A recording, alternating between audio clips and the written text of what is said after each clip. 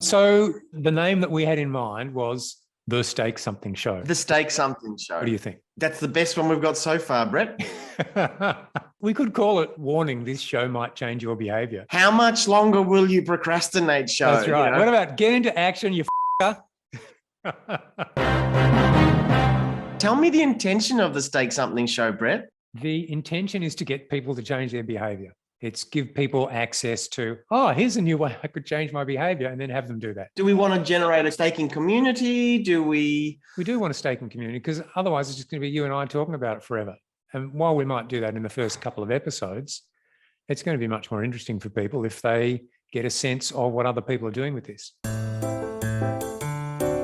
So we had this chat with the coaches, and the question came up, what are you currently staking at the moment? And one of the coaches had a really interesting thing to say. He said, oh, look, I started staking, and I was staking to do exercise 6 times a week. And I did. And then some circumstances came up, and I thought I won't stake for a little while. I'll come back to it later, and I'll just keep on doing my exercise. And he didn't. What happened is, as soon as he stopped staking, he stopped doing his exercise. And then you chimed in with your experience on weight loss. Do you want to share that with people? No. Okay, well, look, I'll tell them that. No, I will. Of course I will. So my experience is that my weight went down once I started staking. But then leading up to having my baby, the second child, and all the rest of it, I decided to just remove all staking for a while. There was a lot going on around that time. And lo and behold, my weight shoots up again. I am reliable for delivering a result if I'm staking, and not so much if I'm not, because there's a real thing holding me to account. Great. And then I was thinking as well, because I did this thing where I did 1,000 days in a row learning Spanish. And I thought, great, 1,000 days in a row, that's enough. I'll take a break and I'll come up with something else. But obviously I've established a habit now, so great. And guess how many days of Spanish study I've done in the last 3 months? I don't know, 10. 0, right? No staking, no results. Like my 16-8, I don't eat for 16 hours, but eat during the gap of 8 hours, I eat lunch and dinner kind of thing. Once I stopped staking, I still find it easy to not eat breakfast. Yeah. So that became a habit. So everybody was used to me not eating breakfast. And that part I don't need the staking for. So that does become a habit. The bit where I fell down was the after dinner going to the fridge scenario. Right. That's the bit that I need to be staking for. And I've discovered that recently. If I say I'm going to put $3 or $10 on this, or some action that is not really a big deal, at that point, it's really funny. It's like I am saying, oh, I might do this or I might not. And I don't do it. If it's $3, you're not really playing a game. No. There's no real threat. The monetary amount is important. If I'm serious and for me, it seems to be about 50 or $100 onto it on a weekly basis. I'm going to do this. It's at that point of commitment, I know I'm going to really try to do this. And then when I think of going to the fridge, I just sort of think I'm staking, and then I probably do think of the 50 or the 100 or whatever I've got on that game. I go, I'm staking and I will lose that money. But there's a real point for all of us, I believe, where there's a bite. We've had people that have not wanted to lose $7 and have done very well. And we've had people that have staked $600 on an ongoing basis because that's what they felt they needed in that bit of where in the pit of your stomach, I'm about to lose X. Well, make the phone call. Make the phone call, or do the thing that you're going to do that you avoid each week. That's the moment of truth. You're making a decision. You're going, yes. Is it more important to me to keep $50? Yes. Or is it more important for me to signal to myself that yes. my fitness is actually more important to me than $50? If you do that, then you've communicated something very powerful to yourself. It's cost you $50, and now I know I'm serious about this. But where I go when I realize I haven't done what I said I was going to do and it's going to cost me money, where I go is I try and find a way out. When I started doing my Spanish, I had this thing where it was 12 o'clock at night and I hadn't done my Spanish. And I thought, was my steak that I needed to do it by 12 o'clock or before I went to bed? And I decided conveniently that what my steak has to be done before I go to bed. So I just stayed up and did my Spanish, right? So really, I sleazed out of that and kind of changed the rules of the game or defined the rules of the game. It wasn't that I'd specifically said it had to be by 12, but, I was just a bit sleazy. And I think that's what happens is people go, oh, yeah, but special occasion. And you've really got to be careful in the way you set things up. And this is where having a coach is great, right? Because if you've got a coach and the coach says, well, look, did you eat chocolate last week or not? Well, I had this thing that had some chocolate in it.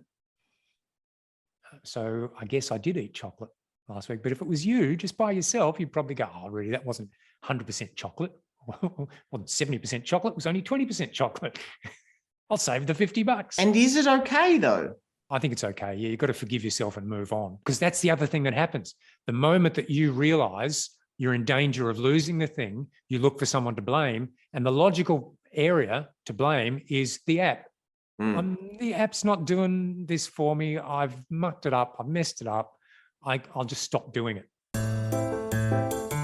I don't get it. If you've not gone running, then you've lost the $50. The signal is that your fitness is not more important because you've not gone running. What we're interested in here is how you are next week, because I know that there is a real threat that it's going to cost me $50 in the following week because it cost me $50 last week.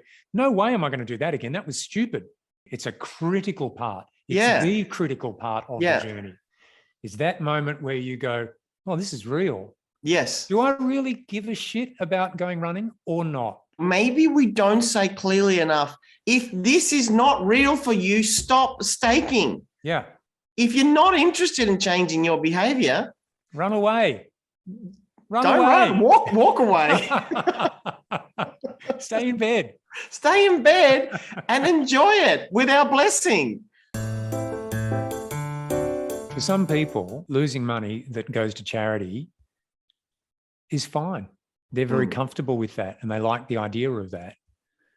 So it doesn't really work as a disincentive for them. It's like, I may as well just have another donut because the money's $50 is going to go to UNICEF or World Wildlife or wherever it goes. There's no loss aversion. There's a goodness about it. Yeah, that's right. Exactly.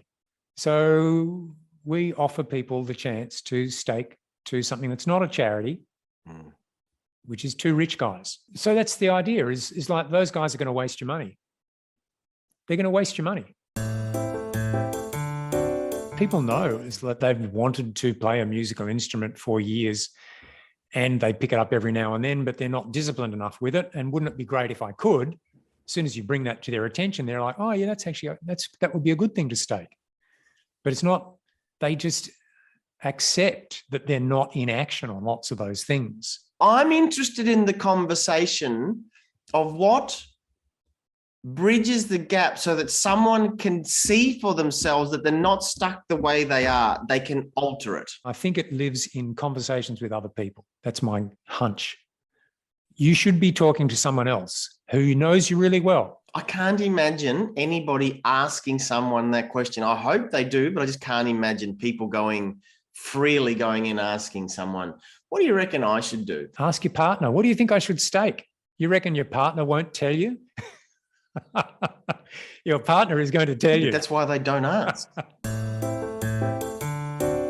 We know that you can alter your behavior. Yeah. I think there are people out there that live in this world of a leopard doesn't change its spots. Some people genuinely believe that there is no altering them. Yes. They might be thinking, no, I struggled with my dieting when I was 20. Yeah. And I still struggle with my dieting because that's just the way I am. This is where people need a coach, right? Because you need to be able to have the conversation. Otherwise, everything happens inside your own head. And inside your own head, everything you ever do is 100% justified. This is why we say staking is so powerful, because you can get a coach. You could spend 3 years learning about yourself and your behaviors and why you form those those ideals and, why it all happens. And then eventually you learn the knowledge that helps you change behavior. The thing I think we're saying is you can also shortcut all of that by just putting something at stake. But also having a coach makes a fantastic difference.